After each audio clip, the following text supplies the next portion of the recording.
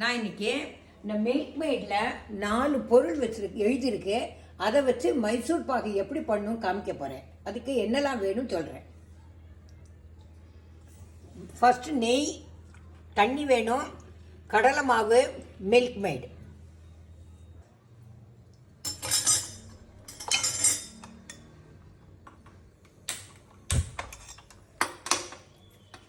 இப்போ நெய் அடுப்பில் ஒரு இலுப்புச்சட்டி வச்சு நெய் விட்டாச்சு. இப்போ நான் கடலை மாவை கொஞ்சம் வறுக்க போகிறேன். நான் இந்த கப்பால் 1 கப்பு எடுத்திருக்கேன். அப்படியே விட்ட கப்பில் பாதி கப்பு தண்ணி விடுறேன். நான்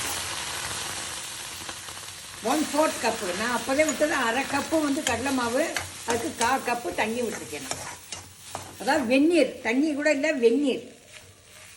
இப்போ அடுத்தது நெஸ்லேயோட மில்க் மேடு விடுறேன். நான்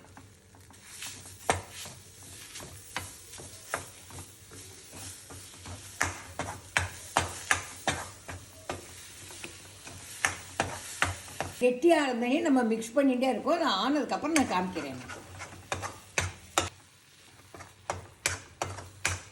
இப்போ கொஞ்சம் கொஞ்சமாக நான் நெய் விடுறேன். கொஞ்சம் நெய் விட்டுட்டு கிண்டணும். அப்புறம் கொஞ்சம் நேரம் கழிச்சு இன்னும் கொஞ்சம் நெய் விடணும்.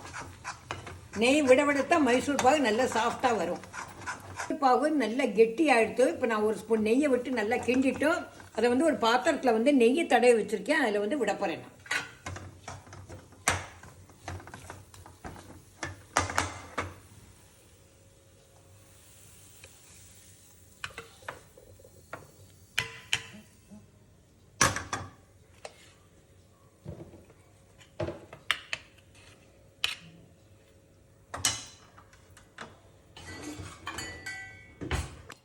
இதை கொஞ்சம் லெவல் பண்ணணும்.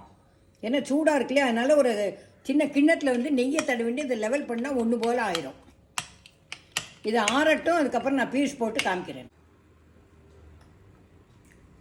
Tata, bye bye.